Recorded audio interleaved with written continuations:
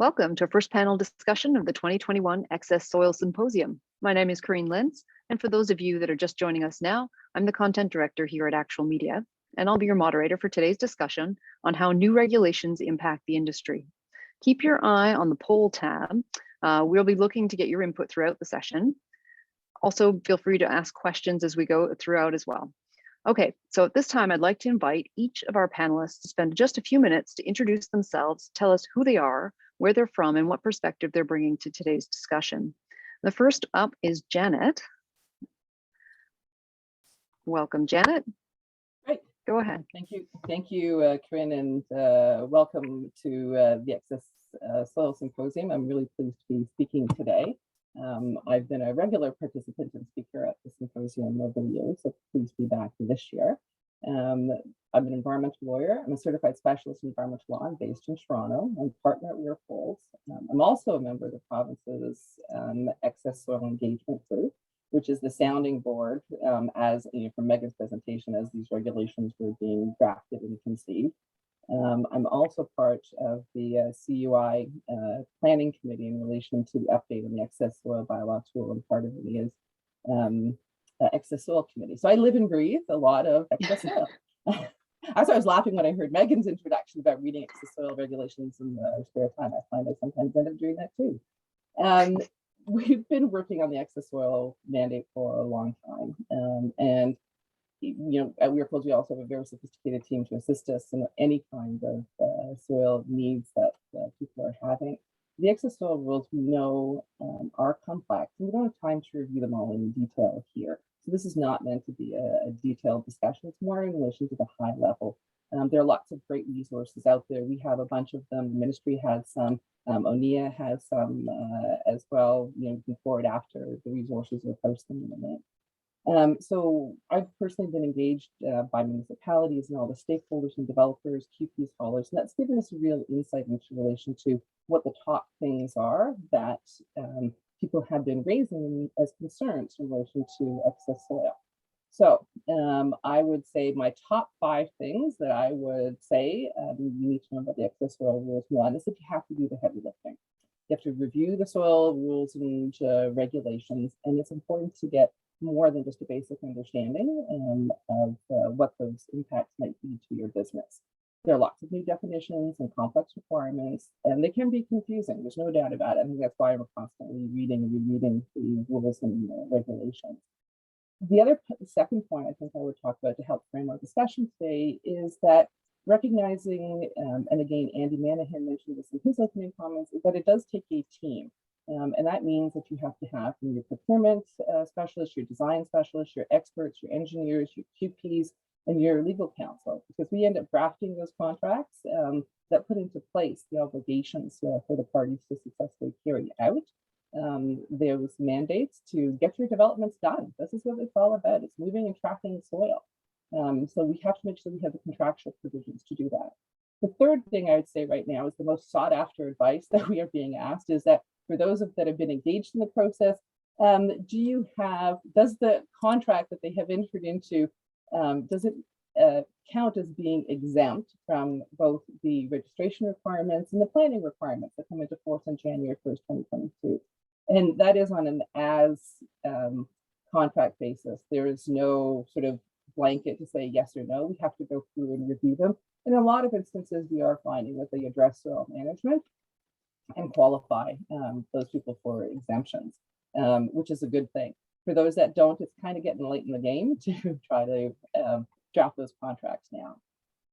Fourth point I would say is that for stakeholders that have already looked at the regulations, we've been assisting them in updating their contracts and drafting supplementary conditions for excess soil and aligning their contracts and their bids and their tenders for the excess soil provisions, drafting QP contracts and making sure that all of the cross-references are made. And when there's an obligation in one contract, that it is tracked into another contract. So it's really sophisticated drafting. But we're also finding that the drafting has to be, it's very detailed right now, and we're hoping that in time that will change. The fifth and final points I think I would say is that for those stakeholders that are just getting up to speed now, we've been answering some of the very basic questions, like who's a project leader? Although that's become easier, it really is, what's a project area? What's the role of the QP? You heard Megan say, you know, they had 7 QPs on the site. How do you deal with QPs? How do you deal with, you know, a reuse site on it? And I think I'm going to give you one bonus tip to help frame our discussion, is that project leaders cannot contract out of the regulatory liability. And I'll leave you with that and move to the next person. Thank you so much, Janet. All right, Darren, you're up next. Thanks, Corinne, and thanks, Janet, for kicking us off. This is my first time speaking at Symposium. My name is Darren Cherniak. I am founder and president of North Shore Environmental Consultants. North Shore is based in Alberta, but we operate throughout Western Canada. We mainly service upstream and midstream oil and gas clients, but are steadily increasing our services outside of our traditional client base. Since 2018, I have been on the board of the Environmental Services Association of Alberta, ESA, which I am proud to represent here today. My contribution to the topic of how new regulations impact industry will be from my experience with Alberta's site rehabilitation program. On April 17th, 2020, the federal government announced that it would provide $1.7 billion from the COVID-19 Economic Response Plan towards cleaning up inactive wells in British Columbia, Alberta, and Saskatchewan. $1 billion of that funding was given to Alberta to tackle their inactive wells. This welcome news came at a time when energy prices reached historic lows due to the pandemic and people across all sectors were out of work. So on April 24th, 2020, the Alberta government announced the Site Rehabilitation Program, the SRP. The main purpose of the program was to use the federal funding to create jobs while reducing the liability involved with Alberta's inactive wells. To support the delivery of the SRP and contribute to the program effectiveness and success, the Alberta government initiated an industry advisory committee on which I serve on behalf of ESA. Other associations that make up the industry advisory committee are the Petroleum Services Association of Canada, Canadian Association of Petroleum Producers, Explorers and Producers Association of Canada, Canadian Association of Energy Contractors, and the Indian Research Council. The advisory committee has put forth many suggestions in order to expedite the distribution of funds, all the while reducing environmental liability in all regions of the province. And as for the impact this has had on industry, to date, $500 million in grant funding has been approved and is being allocated to more than 500 Alberta-based companies. So far, this funding has led to the creation of approximately 2,700 jobs in Alberta. So needless to say, it has had a significant impact in the province, particularly for the oil field service providers, which the program was intended to help. So with that, I can turn the floor over. Awesome. Thank you so much. All right, Matt, you are up next. Thank you, Corinne. Pleased to be here. Thanks to Actual Media for having me speak. My name is Matt Gardner. I'm an environmental lawyer and a partner at Wilms and Shire Environmental Lawyers. And I've been involved in excess soil through a number of different channels, stakeholder education, education programs for construction associations, also involved in a number of client matters over the last year dealing with excess soil. So that's new and exciting for us as environmental lawyers, as Janet and I both can attest to, and also everyone else who's involved, including QPs like Denise and so on, and Darren and Dave. As primarily an environmental litigator, I want to give a brief overview about how excess soil from the Ontario perspective, because that's where excess soil and this new regime, as we call it, is first taking place, how that can give rise to environmental legal liabilities and risks, and how that ties into contracts for excess soil, as Janet was speaking to. So as a starting point, I just wanted to just set the stage for a lot of what we're discussing today and why this is so important.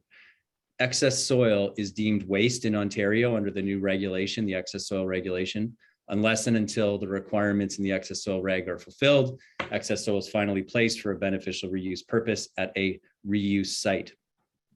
So as a result of that, the same types of environmental risks and liabilities that apply and have long applied to waste in Ontario apply to excess soil. And with all types of waste, whether it's in Ontario or other provinces, federally, in Canada, there are two types, and I'm going to go through this briefly because many have heard me say this before, but there are two types of environmental liabilities: regulatory liability and civil liability. And both can apply just as they do to waste equally to excess soil, which is deemed waste until it's reused beneficially. Regulatory liability comes in two main parts. There are orders to make you do something or stop you from doing something. There are prosecutions, which are charges.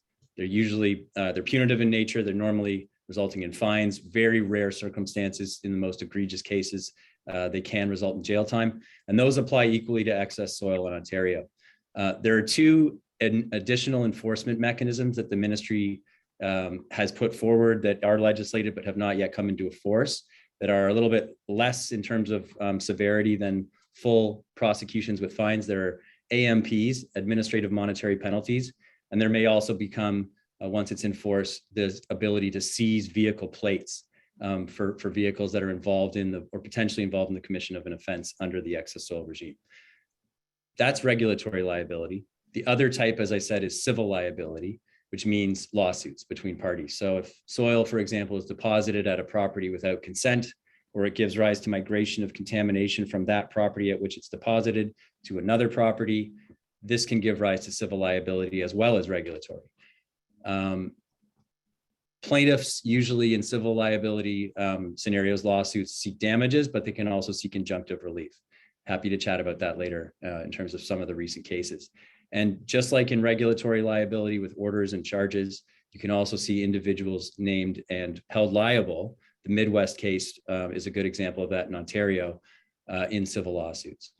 So how does this all tie into contracts? Very briefly, in Ontario, everybody's busy and has been busy over the last number of months figuring out how to allocate responsibility, as Janet was saying, and costs in their contracts. One key consideration, as Janet already said, is that you cannot bind the regulator, the Ministry of the Environment, Conservation and Parks, because the ministry is not a party to the contract. Likewise, you can't bind third-party property owners. So let's say that down gradient property beside another property at which excess soil is deposited and it migrates. Contamination may migrate from one to the other. You can't bind that third party because they're not a party to the contract. So that can give rise to civil liability, can give rise to regulatory liability. And that's why allocating very clearly which parties are responsible for which aspect of the project, considering if there are indemnities that the parties are willing to execute as part to cover costs if liabilities arise in their contracts, and stipulating minimum insurance requirements. Those are all prudent considerations for contracts when dealing with excess soil. Great. Thank you, Matt. All right, Denise, you are up. Thanks, Matt.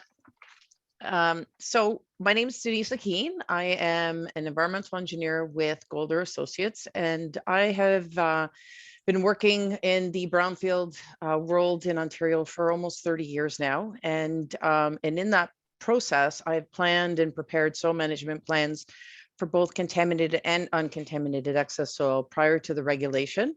Also using the draft versions and some of the best management practices. And for the past 2 years, using the launch of the 406 regulation, the 406-19 regulation during this transition phase to full implementation come January 1st, 2022.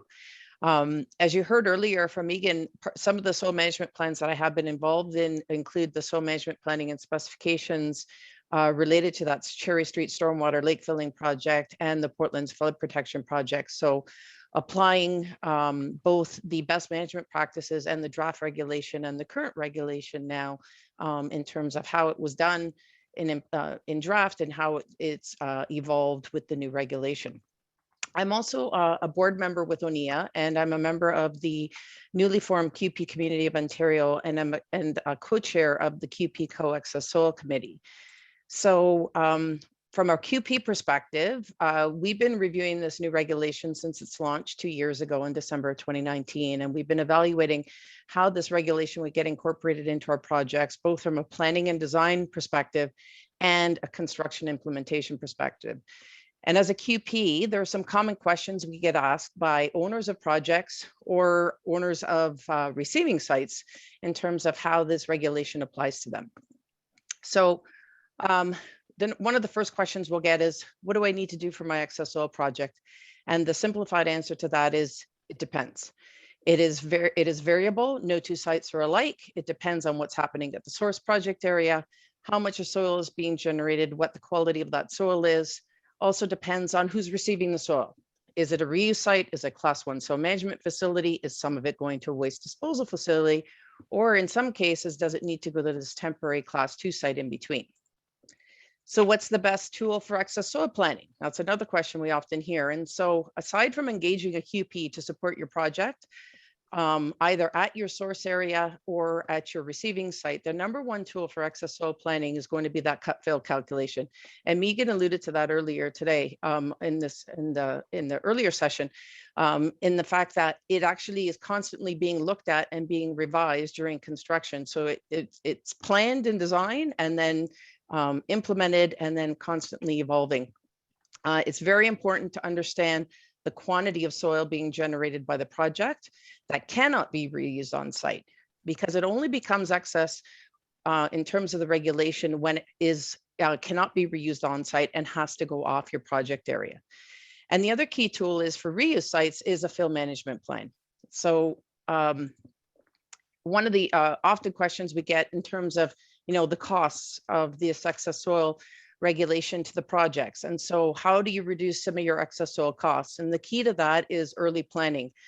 Janet mentioned that before. So it's very key to plan early at your if you're a source site, the project area, to make sure that you have some form of assessment of past uses, a sampling analysis plan and soil characterization document available, those planning documents available for your construction tender phase. Use the opportunity to collect soil quality as early in the process as possible, such as during the pre-designed geotech investigation. That'll save you both on schedule and costs. It'll help with efficiencies. You piggyback on the geotechnical drilling activities and collect these representative samples from either the future excavation volume or in some cases even the tunnel zone, because some of these projects are going through various tunneling activities and generating excess soils. The other thing is to design your source site project to reuse as much of the soils on the site, because they're not deemed excess until they leave. So that ties back to that number one tool mentioned, that cut fill balance. The other question we often get asked is, in terms of reducing your costs, is identifying reuse sites early. And this is a real paradigm shift now to how these projects are evolving, designed and implemented. So project leaders need to be more engaged in the selection and approval of the final destination locations, and relying on this to be solely done by the constructor can lead to schedule and cost risks for the project. So this activity needs to be now a more collaborative process with the constructor than before. And reminder that the project leader has the ultimate care and control of the excess soils and is responsible for that registry of the project. So the project leader has to know where the soils are going and must ensure that they're getting a written acceptance from that receiving site. And the other thing too is the reuse sites should consider engaging a QP to prepare that fill management plan, because that'll help streamline that review and approval process by the project leader from the generating site and identifying an acceptable reuse site, which will also streamline that excess soil destination assessment report, which is part of the planning documents required for registry. So back to you, Corinne. Thank you so much. All right, last but not least, David, you're up. Corinne, thanks for the introduction and thanks for having me. My name is Hodgson. I'm a senior engineer with Melrose Engineering with more than 15 years of experience practicing in the environmental field. Like Denise, I think Melrose has been an early adopter of excess soil best management practices. And I appreciate the shout out to QPCO and ONIA. I think there's a lot of value in a lot of those organizations. And my colleague Dave Carnegie has been actively involved with a number of the working groups through ONIA and OSPI. As a result, we've had probably hundreds of hours of discussion about excess soils, best management practices, and interpretations of the regulations. The perspective I bring to the panel is a little bit different in that I'm also involved with our geotechnical services division. And I think Janet and Denise have preceded me in making some good points that it really takes the project team to approach excess soils. It's certainly a multidisciplinary team that needs to work to reduce excess soils. That includes the civil engineer in terms of evaluating soil balances, how excess soils can be reused within the project area. From a geotechnical perspective, I think there's also many considerations in terms of how those soils can be reused. I think there's also, from a geotechnical perspective, opportunities to consider less conventional approaches to developments in terms of making use of technologies such as ground improvements, whether that's rammed aggregate piers or other ground improvements to improve the quality of the soils from a geotechnical perspective, which can reduce the volume of soils that will become excess from a project area. There's also technologies such as GeoGrid, which can be used for paving surfaces to reduce the volume of sub-excavation that are required.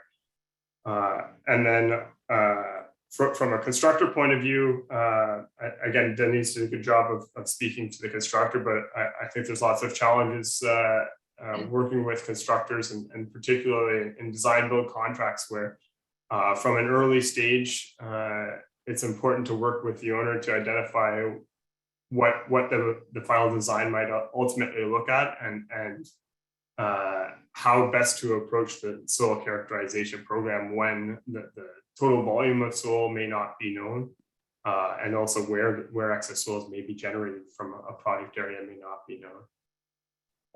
And then just on a final note from me is just in terms of receiving sites, I think there's lots to consider from a geotechnical point of view too as well. Reuse sites should consider as part of the fill management plan, not only environmental considerations, but also geotechnical in terms of how that soil will be placed, whether it needs to be compaction, ensuring that compaction testing is completed. All those things should be considered to ensure that those soils are finally placed and don't become excess soils again in the future. Thank you so much. All right, well, we've got about 23 minutes left for our session today. We got such a powerhouse panel. I think we should just dive right in.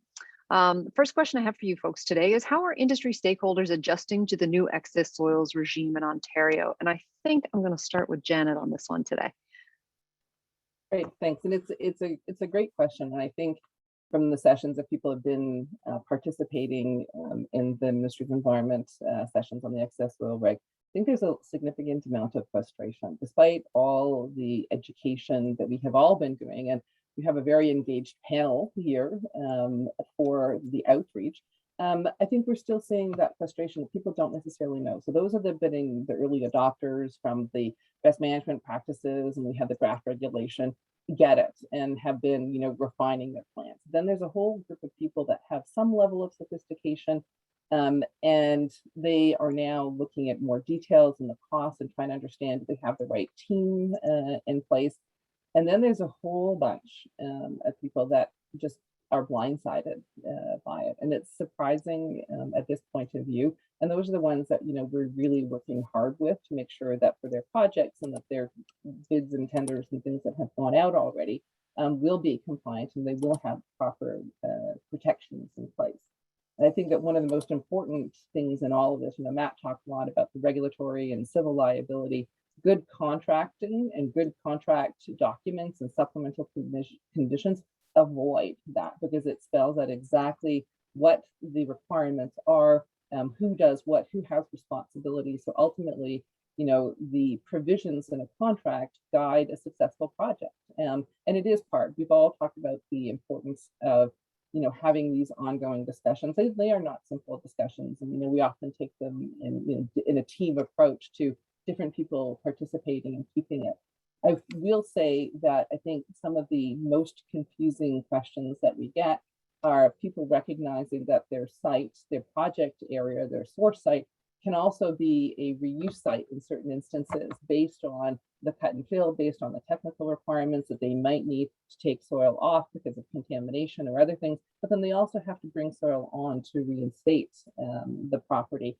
And that the duality of a project area being both a project area for removal of excess soil, but also a reuse site. And what that means in relation to reliance of reports, the field management plans, do they have to suddenly have their own, as a reuse site, have their own independent instruments on it?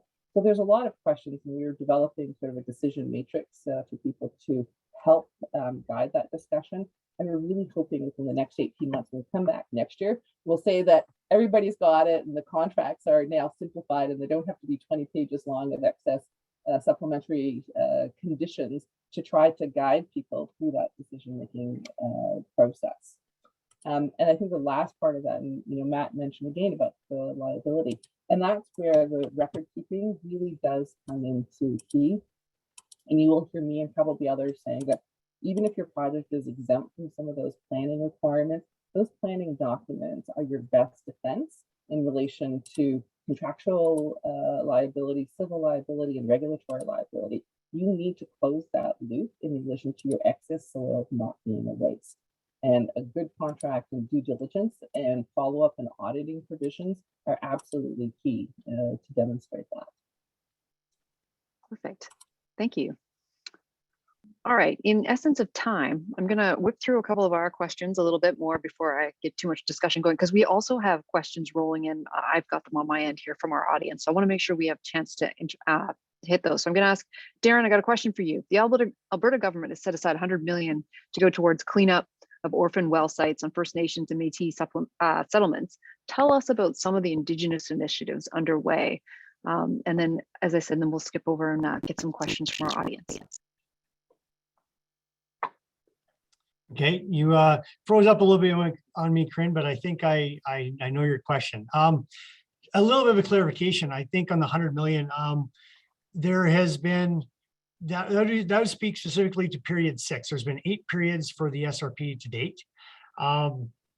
Period 6 was designated for $100 million to be allocated to First Nations and Métis settlements, 85 million to First Nations, 15 million to Métis communities.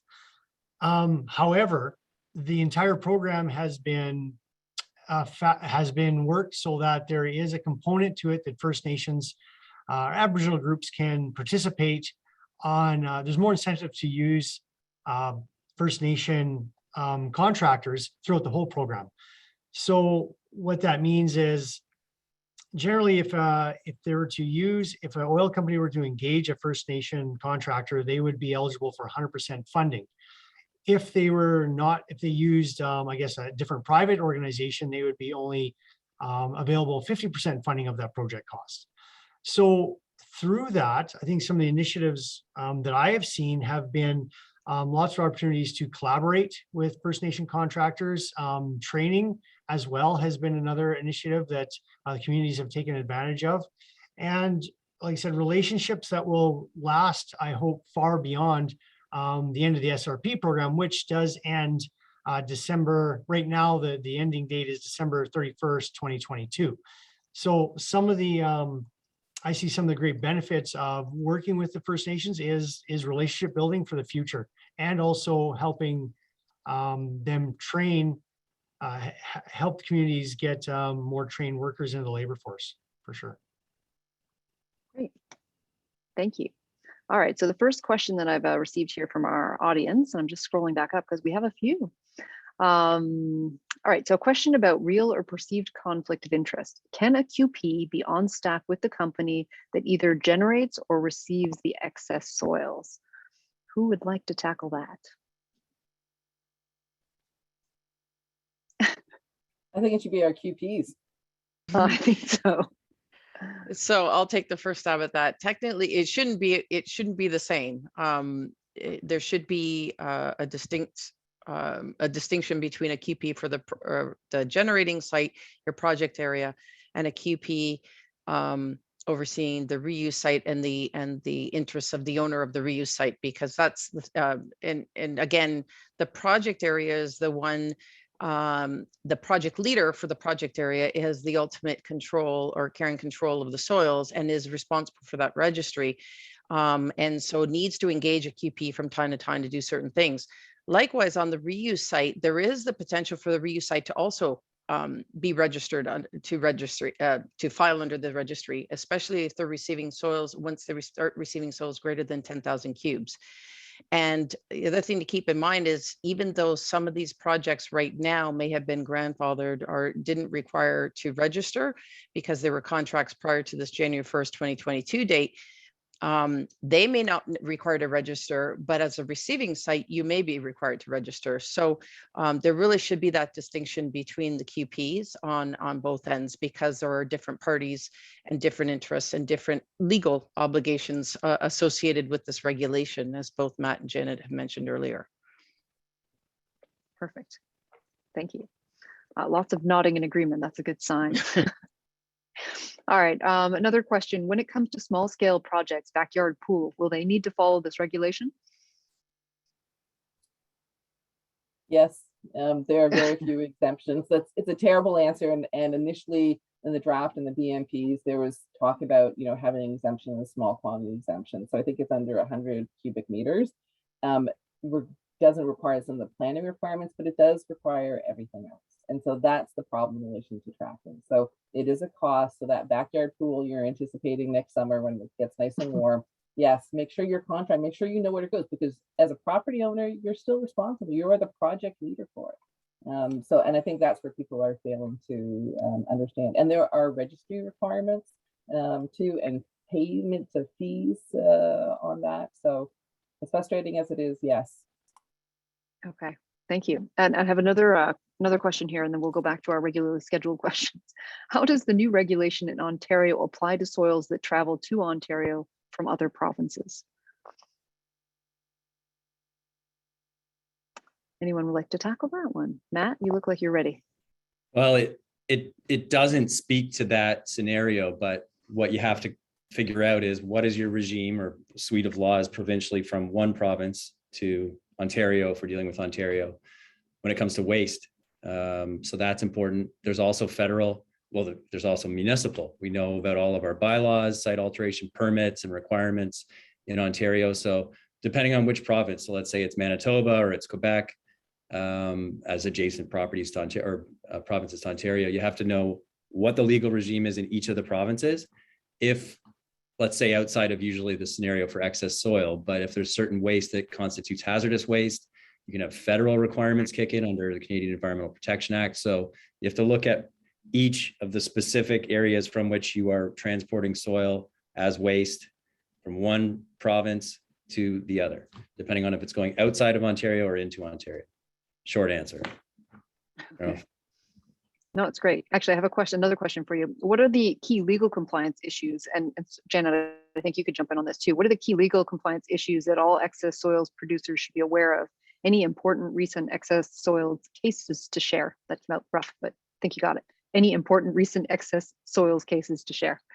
Yeah, I have one in mind because it's brand new and it's interesting. So let me start with the first part of the question. So the regime in Ontario, I keep calling it the regime, but it's a suite of laws, so it's not just the regulation, really is front end loaded with the project area and the project leader, as everyone's already spoken to. So, and that's because of the definition of the project leader, ultimately responsible for the decision-making for the project. So there's a lot of responsibility on the project leader at the get-go, and making sure that the excess soil either goes to, if it's an approved site through an ECA, like a class 1 soil management site, or a waste disposal site with an approval, an ECA, you have to ensure that it's going to the right place lawfully. If it's going to an interim site, whether it's a class 1 or a class 2 or a local waste transfer facility, for temporary storage or processing, and then to a reuse site from there.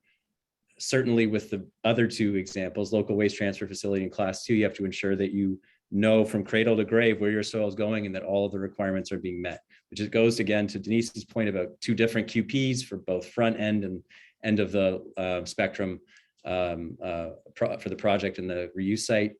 But there's a lot of requirements, and the devil's in the details for QPs, for the interim site owners and operators, for the reuse site owners and operators, as everyone has already spoken to with some details. So it's not just about the project leader, although they're ultimately responsible. There's a lot of prescriptive requirements, administrative requirements in the regulation and the soil rules that apply to everybody who's involved in the project. So the whole regime is in its infancy. So we don't have a lot of case law yet, but it's coming. There's no doubt about that. It will come in short order. But certainly what we have a lot of across Canada, and particularly in Ontario, is case law about illegal dumping. So one of the latest and greatest cases that I'm interested in that is a good read, and I commend everybody to take a look at it, is the City of Kawartha Lakes and Grills case, Grills, from 2021, in which the City of Kawartha Lakes issued orders against an illegal fill operator to either apply for a fill permit under its bylaw, site alteration bylaw, or rehabilitate the land to its original condition. The operator, through caution of the wind, had disobeyed, and then the operator continued the fill operation. The city issued more orders, about a handful of further orders against the operator. And again, the operator said, we're not complying with those orders. We're not stopping operating. So the city went to the Ontario Court of Justice, Superior Court of Justice, seeking a permanent injunction. They already obtained a temporary, but also seeking what's called a closure order pursuant to Ontario's Municipal Act. And although injunctions can be, there's a lot of case law about injunctions and injunctive relief, both permanent and temporary, closure orders are rare. So this is a really interesting case because the court felt compelled to uphold both forms of relief for that municipality, the City of Kawartha Lakes, against this illegal fill operator. So commend you to read that case. It's an interesting case. It's brand new. Great, thank you. I think I'm just going to add one additional point, is I think that people need to recognize under the registry, all the documentation about the toing and throwing is public. And so everybody should expect a significant amount of scrutiny from the public in relation to what's happening on site. So whether or not they have instruments or not, and that illegal activity, we've already seen tweets from the OPP in relation to illegal dumping and some 62-year-old dump truck driver who was caught illegally dumping, and it's citizen awareness on it. I think that's only going to continue to grow on that aspect of the public registry. Great, thank you. All right, the Ontario Excess Soils Registry launched on December 1st, giving users about a month to use the system before obligations of Regulation 40119 take effect. What's the feedback on the registry so far? And Denise, I'm gonna ask you to start us out here, please. Sure. So the registry was launched on December 1st by REPRA, the Resource Productivity Recovery Authority. And you can visit that at rpra.ca. And so you could access that now, and there's all sorts of great information on there. Personally, I was part of the registry working group, so I helped provide feedback from a QP perspective. And part of that feedback included the requirement for the registry to be flexible enough to allow for projects that are still undergoing some of the planning steps to do some early notification of registration and allow until you get to that final registry notice date, and then allowing for updates after that, because as the regulation says, you have within 30 days of a known change to make changes to that registry filing. So we also wanted to make it user friendly and put as much clear language into that so that the user can understand some of the regulatory terminology used, because not everybody using the registry is a QP or will know the regulation from that perspective. So there is some technical terms in there. So there's also neat little clicking points through there that'll help you provide definitions through the different pages of the registry. The other thing to remember is that an account needs to be created. So check out the registry early. If you've got a project that's coming down the pipe that will need registry, so check it out now. It's up and available to do that.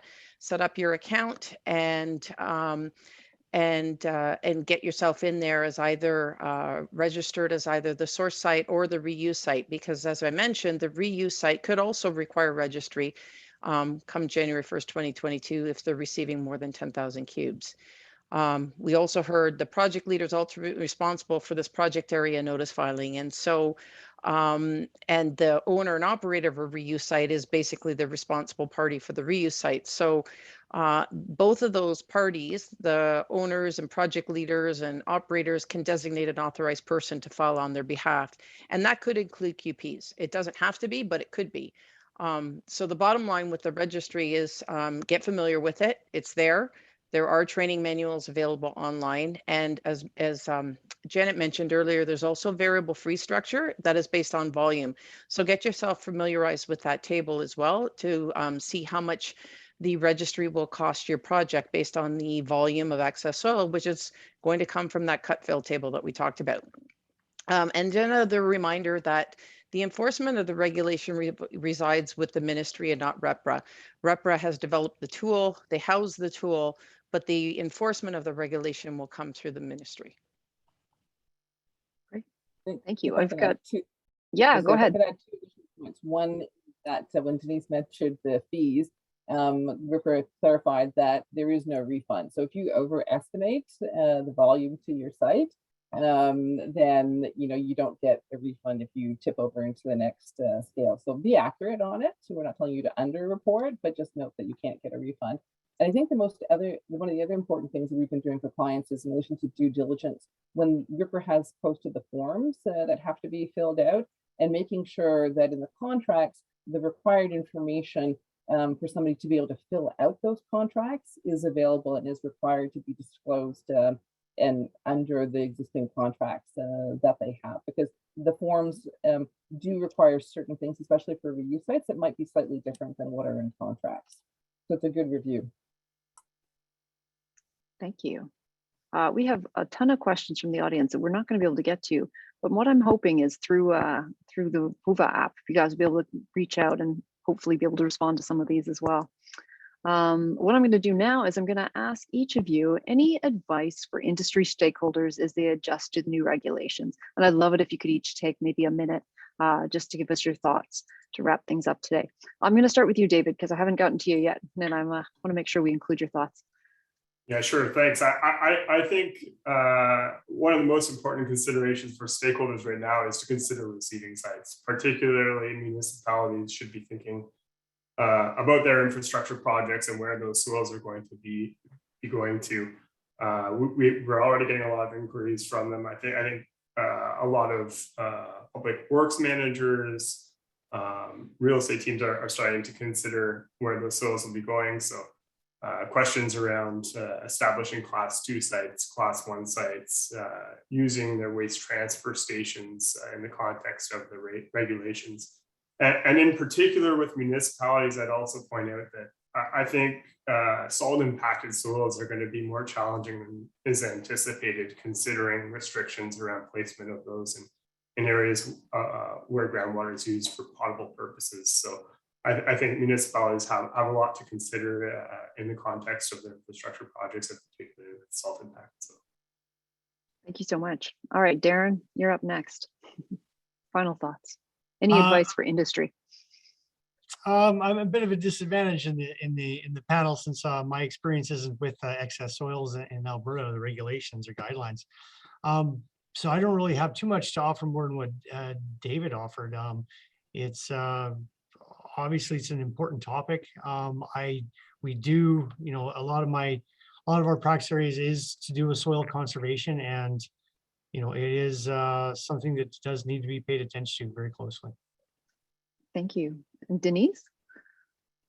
I just wanted to add that recently the ministry launched a series of webinars on the regulation, and they will be, I'm not exactly certain how they're going to, there were a lot of questions made during those presentations, and they said they're going to come back with a series of answers. And I believe they were considering also issuing or sending links to the actual recorded presentation. So I'm not sure where that's at the moment. But in the meantime, from a QPCO perspective, the committee, the Excess Soil Committee, is looking at some of those key questions, and we're coordinating with the ministry soon to set up a meeting so we can look at some of those key questions, and we're hoping to get that process. We're in the planning processes that right now, but the QPCO is an avenue for the QP committee collectively to ask these questions to the ministry. Great, thank you. All right, Janet. Start your journey. If you haven't already, start your journey and continue to engage with your teams. It's really important. We're here to help. There's lots of resources to help. Fantastic. All right, Matt, you're anchoring us today. Really quickly, QPs are so important. And as Janet already said about the planning requirements, it's a great example with the QP reports that have to be prepared if you have to file notice on the registry as the project leader. Even if you don't, if you're exempt from having to file notice under Schedule 2 or you're grandfathered in with your contract, QPs are so important, both reuse site and project area side of it. So leverage your QPs. There are a lot of QPs who are really, as we can tell on the call today, engaged in this process, and they're paramount and so important for this whole thing. Thank you so much. Thank you to all of our panelists for taking the time to be with us today, and thank you to our sponsors. Please don't forget to check them out on the Whova app as well. I'm the technical team here working behind the scenes to make sure that all the questions today that have shown up are going to get answered too. So there will be some outreach as well to make sure those questions get answered. Yeah, wouldn't be able to host these important discussions if we didn't have the support from both our sponsors and our speakers. So thank you so much. And we'll look forward to talking with you again this afternoon when we have our further presentations. Have a great day. Thanks all. Thanks, Corinne.